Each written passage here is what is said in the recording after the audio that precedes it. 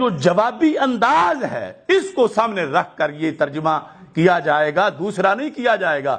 یہ ترجمہ کہ تمہارے گمان میں اگر کوئی جرم کیا، یعنی ہم نے تو کوئی جرم نہیں کیا لیکن تم دعوے دار بنے ہوئے ہو، تو تمہارے گمان میں، اب جیسے یہاں پر اجرمنا بولنا، یہاں یہ نہیں کہا جائے گا کہ قرآن نے تو انہیں رسالت کر دی ہے، بلکہ یہ ہوگا کہ یہ جوابی انداز ہے۔ لیکن ترجمہ ہم کسی کو یہ نہیں کرنے دیں گے کہ کوئی کہے کہ اس طرح تمہارے گمان کے بغیر ترجمہ کرے کہ محبوب تم یہ کہہ دو کہ جو ہم نے جرم کیا اس کا تم سے نہیں پوچھا جائے گا، جس طرح کہ کئی ترجمہ کرنے والوں نے ایسا کیا ہوا ہے۔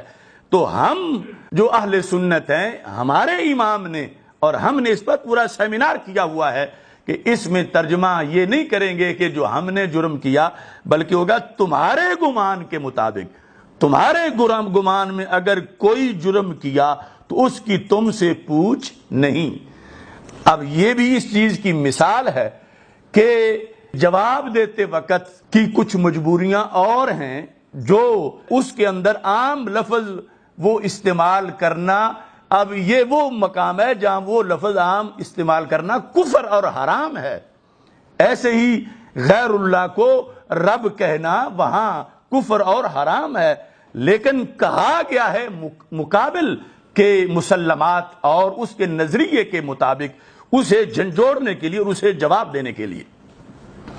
ایسے ہی تیسری مثال میں حدیث شریف سے دیتا ہوں، اور یہ پھر ایک بار کہتا ہوں کہ اس کا یہ نہیں کہ کوئی ہمارے اس جواب والے انداز کو پھر ان کے ساتھ ملا کے تولنا شروع کر دے کہ وہاں تو یہ مطلب ہے یا یہ مطلب ہے۔ یہ صرف اس میں مشابہت ہم بتا رہے ہیں، مقام جدا جدا ہیں۔ مشابہت اس میں ہے کہ جواب دیتے وقت کی پوزیشن اور ہوتی ہے، جواب دیتے وقت جو لفظ بولے جاتے ہیں وہاں اصل مقصد اس مخالف ظالم کا رد کرنا ہے اور اس کے نظریے کو جو وہ لفظ پیش کر رہا ہے اس کو پوری طرح کنڈیم کرنا ہے۔ اب اگر یہ مخالف ظالم اس مقام پر لفظ خطا کا استعمال کہ وہ خطا نہیں کر سکتی، تو ہم کیوں خطا کے لحاظ سے آگے سے لفظ اپنی طرف سے بولتے، نسبت کرتے؟ ہمیں کوئی ضرورت نہیں تھی۔ ہم کہتے کہ سنا قبول کر لیا، لیکن ضرورت کیوں پیش آئی؟ جو پیر میر علی شاہ صاحب رحمۃ اللہ علیہ نے لکھا کہ ناجائز کام کا ارتکاب نہیں کر سکتی تھی، اب یہ مخالف جب کہہ رہا ہے تو اس کے جواب میں پیر صاحب نے تو امکان خطا کا جو لفظ بولا تو چن کے ہلکا سا بولا، وہ تو ناجائز کام کا ارتکاب جو ہے وہ لفظ جو ہے وہ بول رہے تھے، اور اس پر آگے نہیں کر سکتی ناجائز کام کا ارتکاب، تو پھر صدیق اکبر ظالم ہے۔ اب حضرت صدیق اکبر ظالم نہیں ہے، ان کے تحفظ کے لیے جو پیچھے انہوں نے آڑ بنائی ہوئی ہے اس کا اس بات کرنا لازم آ رہا تھا جواب دینے کے لیے، تو پیر صاحب نے جو ہے وہ اس کا اس بات کرنے کی بجائے اس سے ہلکا لفظ جو کہ نہ جرم ہے، نہ غلطی ہے، نہ صغیرہ ہے، نہ کبیرہ ہے، نہ سیئہ ہے، وہ لفظ جس کو فَأَخْطَأَ فَلَهُ أَجْرٌ، جو رسول پاک صلی اللہ علیہ وسلم کے لفظ ہیں، وہ لفظ چنا ان کے جواب کی وجہ سے پڑا اور پھر جواب جو ہے وہ دے دیا۔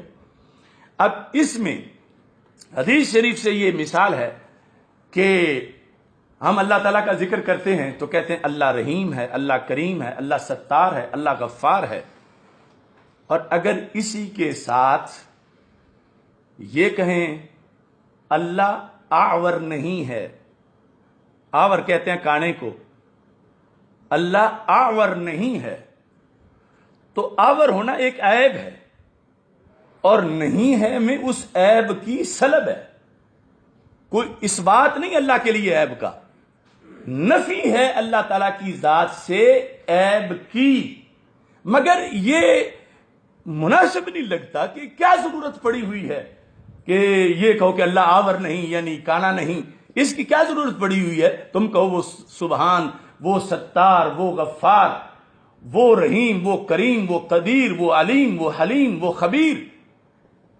کیا ضرورت پڑی ہوئی ہے کہ ساتھ کہتے ہو کہ وہ آور نہیں؟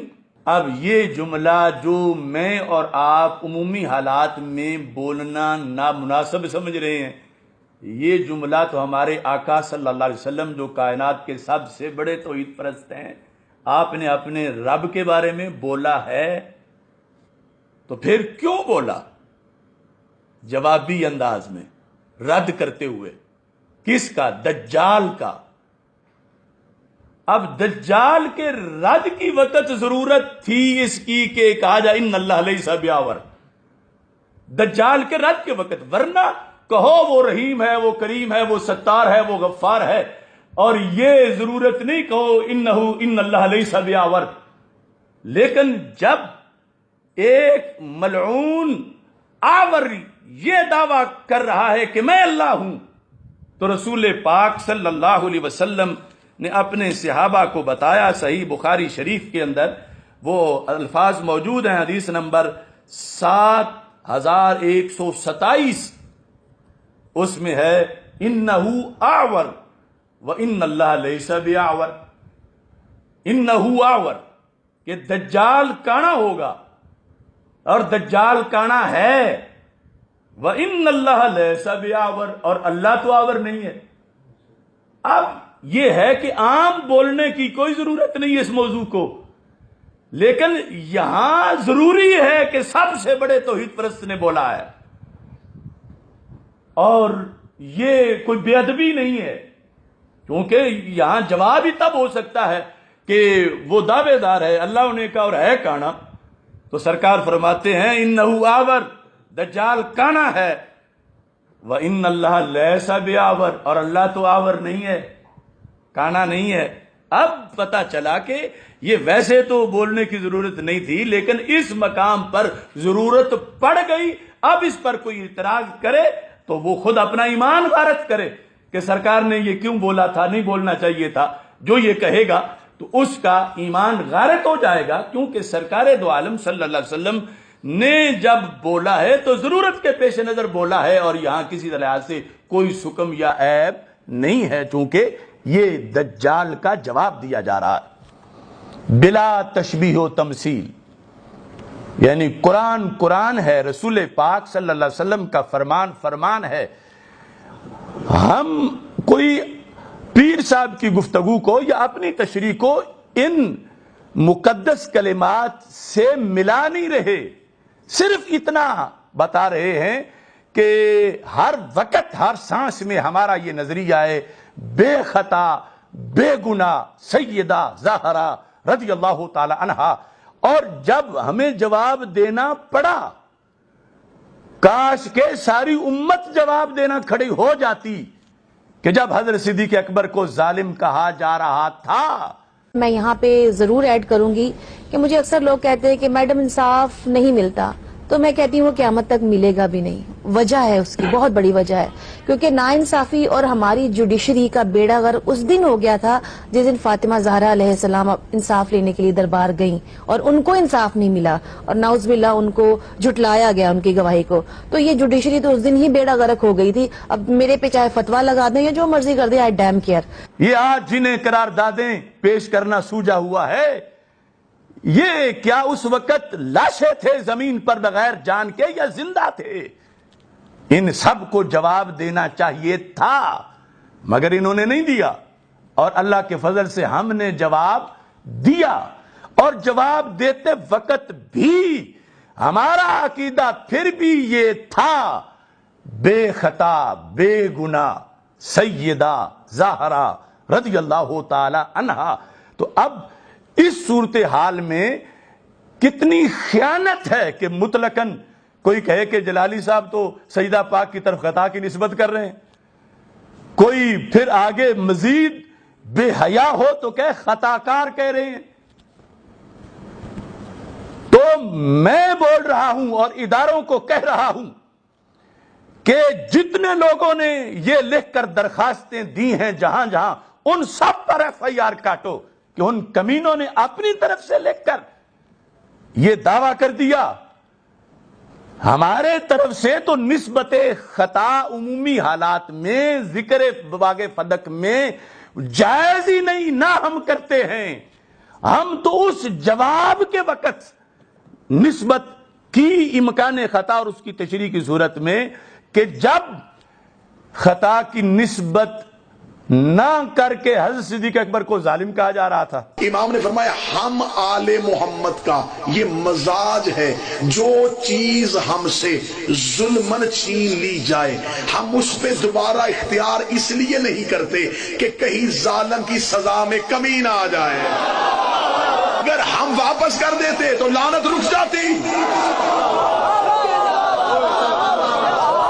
ہم اس پہ دوبارہ اختیار اس لیے نہیں کرتے کہیں ظالم کی سزا میں کمی نہ آ جائے.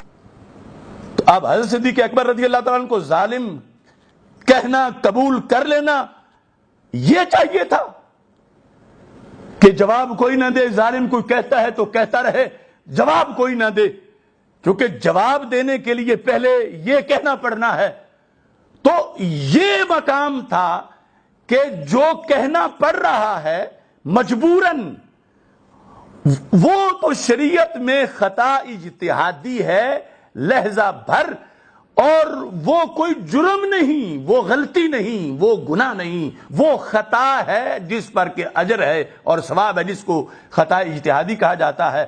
اور وہ اہل سنت کے نزدیک جو غیر معصوم ہیں ان کے لحاظ، اس نسبت کے لحاظ میں کوئی گناہ حرج ہے ہی نہیں. تو اب یہ تھا وقت، جواب دیتے وقت اس کا کہا گیا. تو یہ سب جھوٹ بول رہے ہیں، ایف آئی آریں کٹوانے کی کوششیں کرنے والے، اور 295C کا لفظ بولنے والوں کو شرم آنی چاہیے. ویسٹ میں میرے نام پر کتابیں چھاپی گئی ہیں کہ ڈاکٹر اشرف آصف جلالی 295C کا چیمپئن بنا ہوا ہے، کہ وہ اسے ختم نہیں ہونے دیتا. کتابیں لکھی گئی ہیں انگلش میں امریکہ کے اندر. تو 295C ہم اس کے پہرے دار ہیں، جبکہ پراپوگنڈا کیا جاتا ہے کہ یہ تو جھوٹے الزام لگا دیے جاتے ہیں، یہ تو غلط ویسے ہی کہہ دیا جاتا ہے. تو ہم کہتے ہیں نہیں 295C ہم بدلنے نہیں دیں گے، اس پہ عمل کروائیں گے. یہ جھوٹے الزام نہیں لگائے جاتے. آج ہمیں ویسٹ یہ ثابت کر رہا ہے کہ تم ہی کہتے ہو نا جھوٹے الزام نہیں لگائے جاتے. تو اب دیکھو لگائے جا رہے ہیں تجھ پہ. یہ جو کئی منزلہ پگڑیاں باندھے ہوئے 295C کی درخواستیں دیتے پھر رہے ہیں، یہ اعلی کار ہیں ان کے جو 295C کے خلاف یہ پراپوگنڈا کروانا چاہتے ہیں کہ یہ جھوٹے کہہ دیے جاتے ہیں کہ بلا فہمی ہو گئی ہے اور دے دو جس طرح کہ اب دیکھو کہ نہیں ہوئی اور ہم نے کروا دیا ہے. یہ امریکہ کی ایجنسیاں، یہ راہ کا پروردہ سرور چشتی اور یہ رافضی لونڈا جو کالیں کر رہا ہے اس سیفی علی کو اور کہہ رہا ہے کہ صدیق اکبر کے معاذ اللہ ظالم ہونے کے لحاظ سے باتیں کر رہا ہے. ابھی میں آپ کی بات کروانے لگا ہوں، آپ سب نے بات کرنی ہے. باجی کو کہنا ہے جو شوکت صاحب کہہ کے گئے، باجی کو کہنا ہے کہ یہ جو بطول کا مقدمہ کھل گیا ہے نا،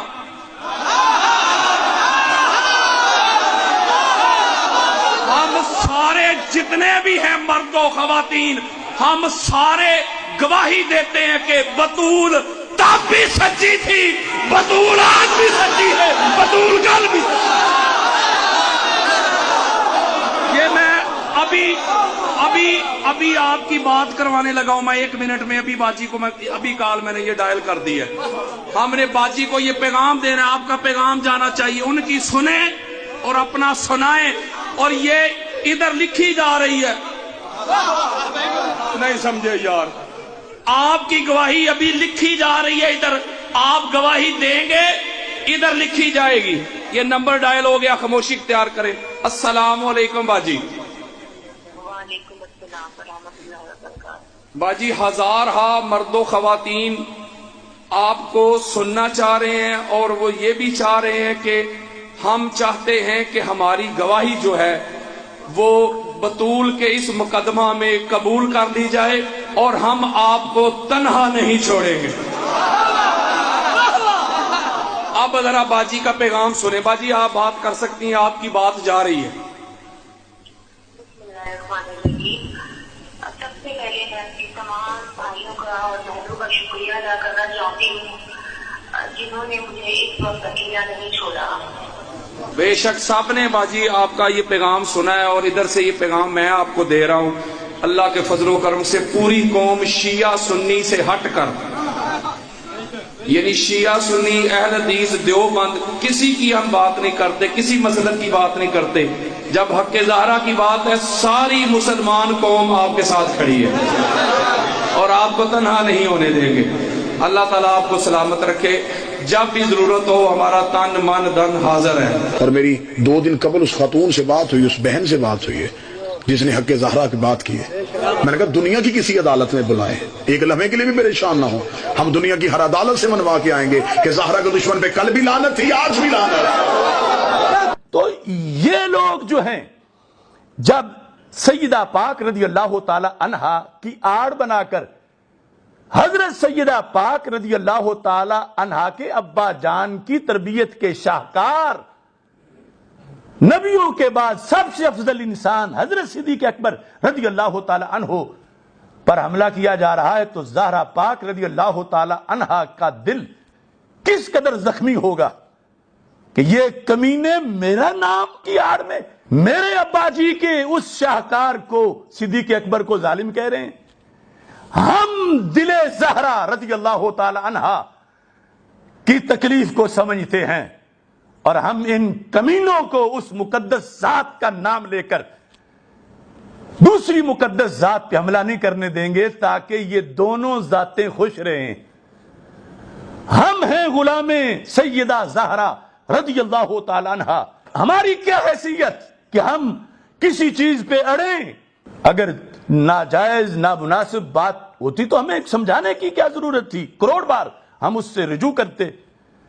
ہم تو اس مٹی پر جس پہ سیدہ طیبہ طاہرہ رضی اللہ تعالی عنہا کا کبھی قدم لگا، اگر اس مٹی پر اپنا کلیجہ رگڑنا نصیب ہو جائے تو ہم اپنے لیے کتنی بڑی سعادت سمجھیں۔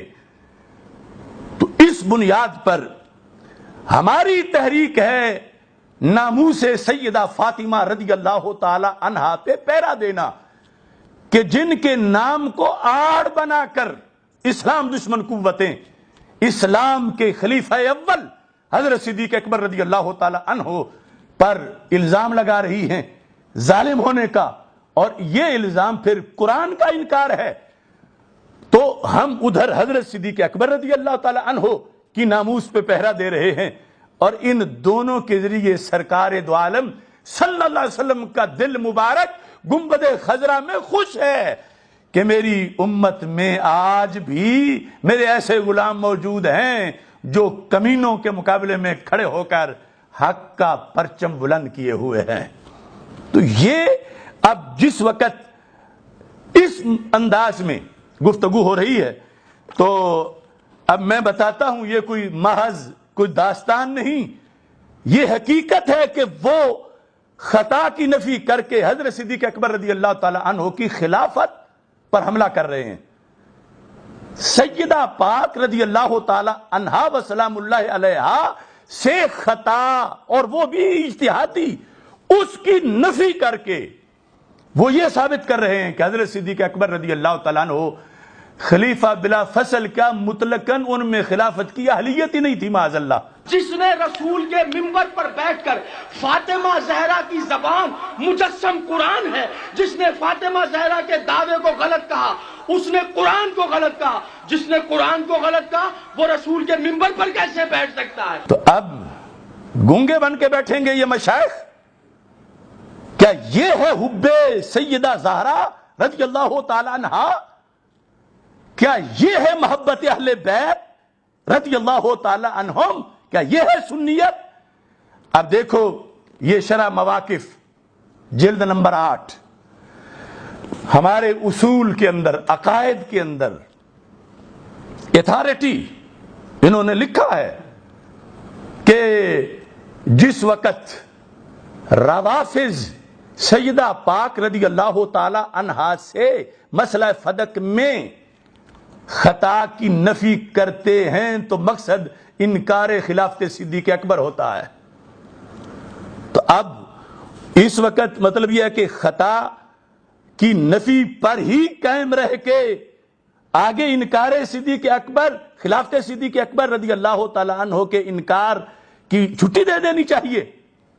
اگر نہیں تو پھر جواب دینا ہے تو جواب دینا ہے، تو وہ مجبوراً جو جواب دیا گیا ہے جس میں عقیدہ پھر بھی یہ ہے بے گناہ بے خطا سیدہ زہرا رضی اللہ تعالی عنہا، مخالفین کی طرف سے لفظ خطا اور ناجائز امر کا ارتکاب اس طرح کی چیزیں بولنے کی وجہ سے جواباً امکان خطا اور اس کی تشریح کا جو ہے وہ سہارا لینا پڑا پورے دین کی حفاظت کے لیے، تو پھر یہ تو سارے ائمہ کا مشن ہے اہل سنت کا، یہ تو کرنا پڑے گا۔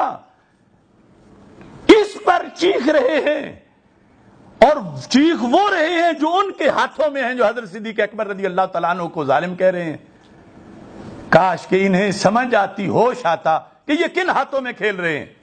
یہ شرح مواقف کے اندر جلد نمبر 8 صفحہ نمبر 386 یہ کتاب ہے، لکھا ہے متن میں، متن پر جو شرح ہے وہ ایک سید ذات کی ہے اور عام نئی نقش بندیوں کے تصوف کے تاجدار ہیں، حضرت سید شریف علی بن محمد جرجانی میر سید شریف سند جنہیں کہا جاتا ہے، یہ ان کی شرح ہے۔ تو شرح اور متن دونوں ملا کے پڑھ رہا ہوں۔ کہتے ہیں وَكَلَامُ الشِّيَّةِ فِي إِثْبَاتِ إِمَامَةِ عَلِيٍّ رضی اللہ تعالیٰ عنہ يَدُورُ عَلَى أُمُورٍ، کہ شیعہ جو حضرت مولا علی رضی اللہ تعالیٰ عنہ کی خلافت بلا فصل ثابت کرتے ہیں تو ان کے چند پوائنٹ ہیں، ان اصولوں پر جو انہوں نے بنائے ہوئے ہیں وہ ثابت کرتے ہیں۔ اس میں چوتھا کیا ہے میں اجمال سے بتا رہا ہوں، ویسے کتاب سامنے ہوگی سارے پڑھ لیں گے کہ پہلا دوسرا تیسرا چوتھا ان کا کیا قانون ہے جس کی وجہ سے وہ کہتے ہیں کہ صدیق اکبر رضی اللہ تعالیٰ عنہ خلیفہ نہیں ہیں، بلا فصل خلیفہ بھی ویسے خلیفہ ہو ہی نہیں سکتے۔ کیا ہے ان کی دلیل؟ رابعہا، ان دلیلوں میں سے کہ صدیق اکبر رضی اللہ تعالیٰ عنہ خلیفہ نہیں بن سکتے، شیعوں کی دلیل کیا ہے؟ نفی اہلیت الامامت عن ابی بکر رضی اللہ تعالیٰ عنہ، معاذ اللہ ثم معاذ اللہ، کہ حضرت صدیق اکبر رضی اللہ تعالیٰ عنہ میں اہلیت ہی نہیں تھی خلیفہ ہونے کی۔ یہ چوتھی وجہ ہے کہ وہ خلیفہ نہیں اور مولا علی رضی اللہ تعالیٰ عنہ خلیفہ بلا فصل ہیں۔ یہ شیعہ چوتھی وجہ یہ بتاتے ہیں کہ اہلیت نہیں۔ اب پورے صحابہ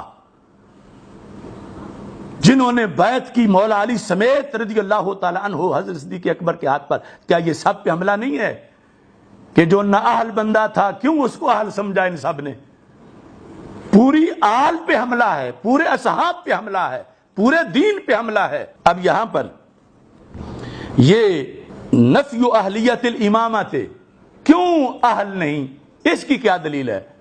شیعہ کہتے ہیں روافض لوجوہ، اس کی کئی دلیلیں ہیں، یعنی حضرت صدیق اکبر رضی اللہ تعالی عنہ کے اندر قابلیت اور اہلیت اور صلاحیت ہی نہیں تھی معاذ اللہ خلافت کی، اس کی کئی وجوہات ہیں۔ پہلی وجہ کیا ہے؟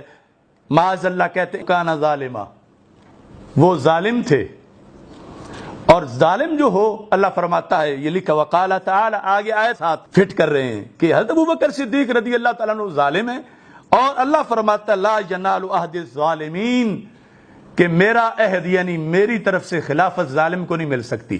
اب یعنی یہ دلیل دے رہے ہیں، چوتھی دلیل، کہ حضرت صدیق اکبر رضی اللہ تعالی عنہ معاذ اللہ خلافت کے اہل ہی نہیں۔ تو اب کیوں اہل نہیں؟ دلیل یہ دے رہے ہیں کہ معاذ اللہ وہ ظالم تھے۔ ظالم کیوں تھے؟ یہ کیسے ثابت ہوگا کہ وہ ظالم تھے؟